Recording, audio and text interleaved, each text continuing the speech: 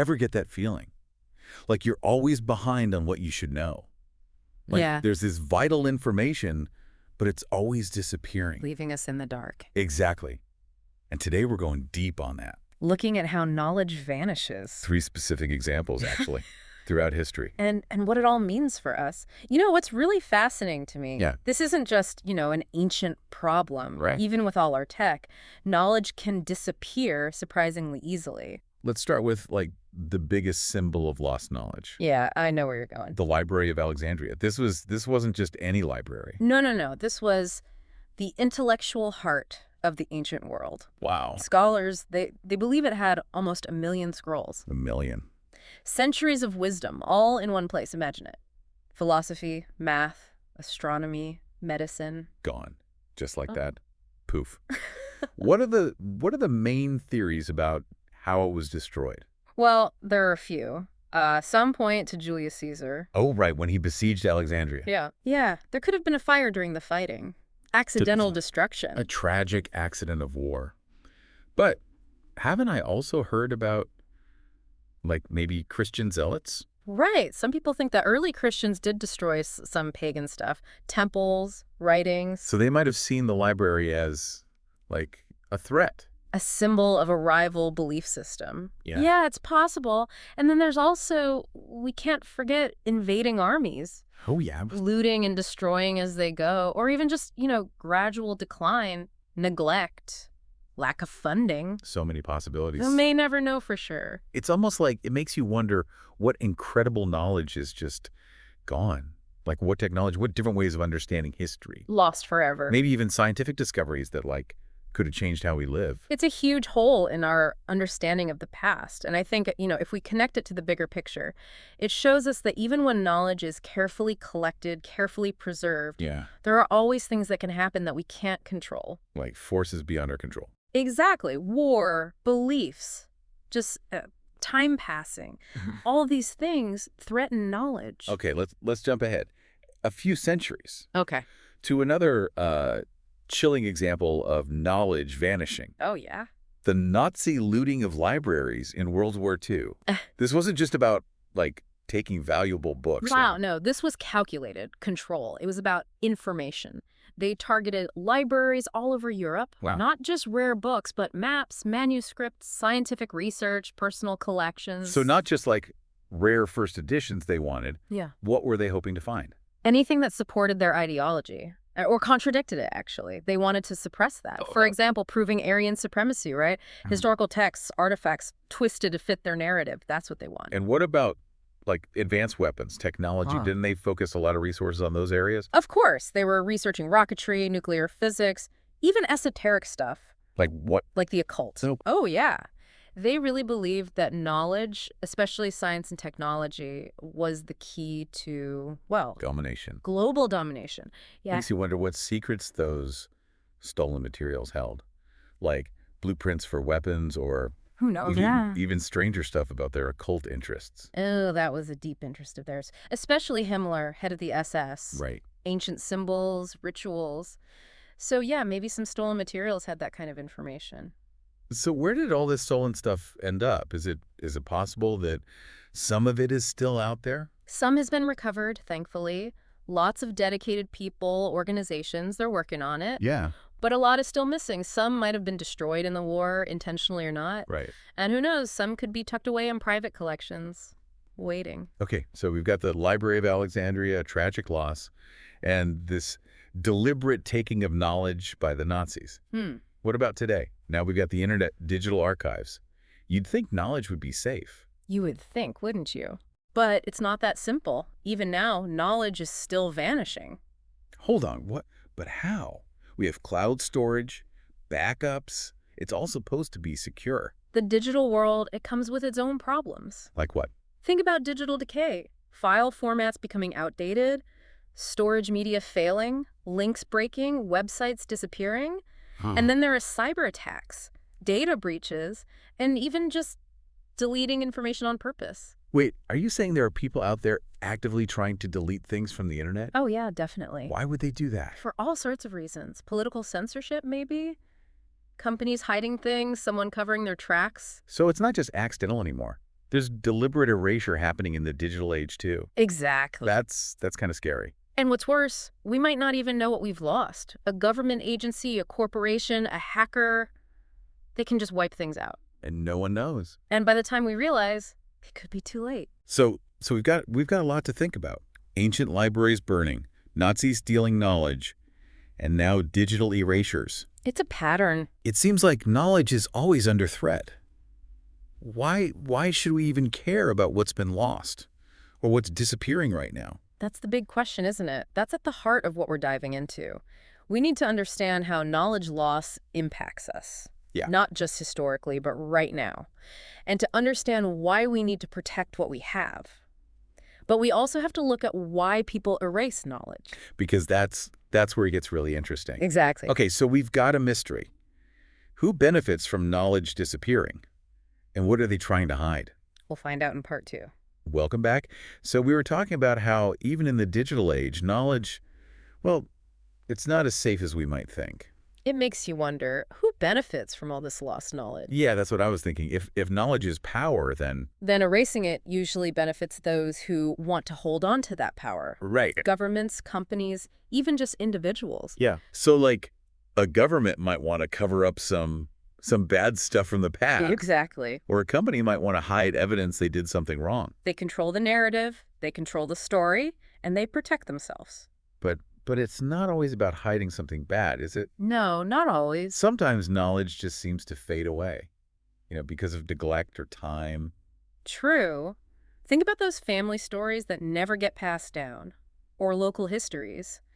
Each generation, they know less and less. It's like losing pieces of a puzzle. Exactly. And then you can't see the whole picture. And those missing pieces, they have real-world consequences. Oh, absolutely. It's like if you don't know your family's medical history. You could miss important information about your own health. Exactly. Or even, on a larger scale, if we forget what happened in the past. We're doomed to repeat the mistakes. Yeah, it's like we're all walking around with these blind spots, these gaps in what we know. Yeah. And we don't even realize it. And people can use those blind spots. They against us. Yeah. If we don't fully understand the past, it's easy for others to manipulate the present. Okay, this is getting kind of heavy. A little bit. What can we even do about all this? How do we protect knowledge? Well, first, we have to recognize its value. Knowledge is not just facts and figures. Right. It's about understanding the world, connecting with our history, and shaping the future. It's about who we are, where we come from. So, we have to be more careful about the information we see, we share, be more critical of what we read. Absolutely. And support the places that protect knowledge. Libraries. Archives, museums, they're the guardians of our collective memory. But what about digital stuff? That seems a whole lot harder. It does. It has its own challenges. We need good systems for backing up data, making sure it's authentic, and keeping it accessible for a long, long time. Like a digital library of Alexandria? But one that can't be burned down or hacked? Exactly. Sounds pretty hard to do. It's a big challenge, but it starts with being curious. Ask questions. Look for different viewpoints. Don't be afraid to challenge what you hear. Be a knowledge detective. Exactly. I like that. But it's not just about finding new information, is it? No. It's also about sharing what we already know. That's right. Talk to your family. Record their stories. Write down those local histories. Even small actions like that, they can make a difference. Like a ripple effect. It's like we're all part of this giant web of knowledge. And each one of us has to play a part in keeping it whole. I like that. A web. And that brings us to a really fascinating case study, one that shows how powerful collective action can be. Okay, tell me more. Remember how we talked about the Nazi looting? Yeah, all those stolen books and stuff. It was scary to think about. Well, there's this incredible effort going on right now to get those things back. And it's not just about, righting a wrong from the past. It has the potential to change how we see history. So it's not just about returning stolen property. It's about, rediscovering knowledge. Yeah. Imagine finding a diary from someone in the resistance, or a scientist's notes everyone thought were destroyed. Wow. Those discoveries could completely change how we understand World War II and what happened after. What if there are, scientific discoveries hidden in those pages? Stuff that was lost, but could be useful today. It's possible. It's like a real-life treasure hunt, one that could change the world. It shows that the search for knowledge never really ends. There's always something new to learn. Something lost to find. Something forgotten to bring back. You mentioned earlier that digitization is a big part of this. It is. When they find these things, they make digital copies. So researchers, the public, anyone can see them.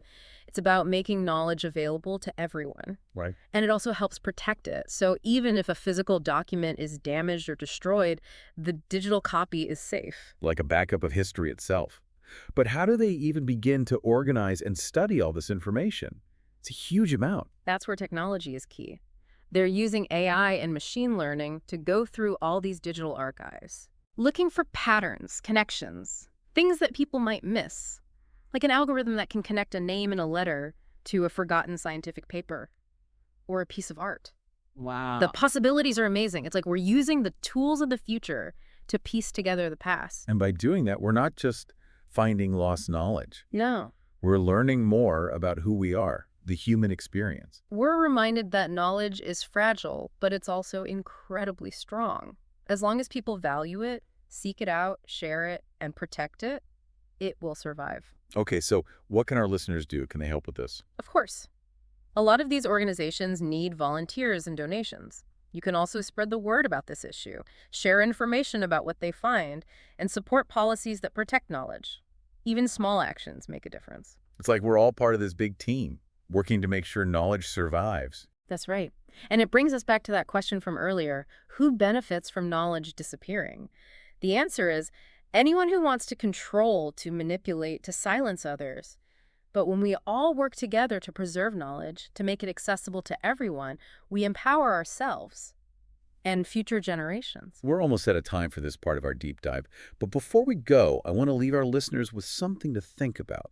So we were just talking about all those efforts to recover those Nazi-looted materials. It's pretty amazing to see how many people are dedicated to, bringing this lost stuff back to life. And it goes beyond just, fixing a mistake from the past. It could really change how we understand history. Yeah, it's not just giving back stolen stuff. It's potentially finding groundbreaking knowledge. Exactly. Imagine finding a diary from someone who fought against the Nazis, or notes from a scientist that everyone thought were gone forever. Wow, that would be incredible. These discoveries could give us completely new perspectives on World War II and what happened after. What if there are, scientific discoveries in those pages?